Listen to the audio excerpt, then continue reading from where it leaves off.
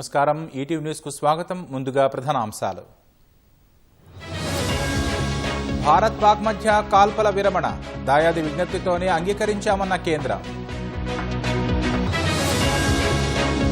కాల్పల విరమణ ఒప్పందాన్ని స్వాగతించిన నేతలు భారత విజయమన్న పలువురు నాయకులు మూడో రోజు పాక్ దాడుల్ని తిప్పికొట్టామన్న త్రివిధ దళాలు భవిష్యత్తులోనూ ఎదుర్కొనేందుకు సంసిద్ధత ఏ ఉగ్రదాడి అయినా దేశంపై యుద్ధంగానే పరిగణన కేంద్ర ప్రభుత్వం కీలక నిర్ణయం ఆపరేషన్ సింధూర్లో 5 ఉగ్రనేతల హతం లష్కరే జైషే మహమ్మద్కు గట్టి ఎదురుదెబ్బ పాక్ కాల్పుల్లో మృతి చెందిన వారికి ఎక్స్గ్రేషియా 10 లక్షల చొప్పున ఇస్తామన్న జమ్మూ కశ్మీర్ సీఎం ఈసారి ముందుగానే రానున్న నైరుతి మే 27న కేరళ తీరాన్ని తాకే అవకాశం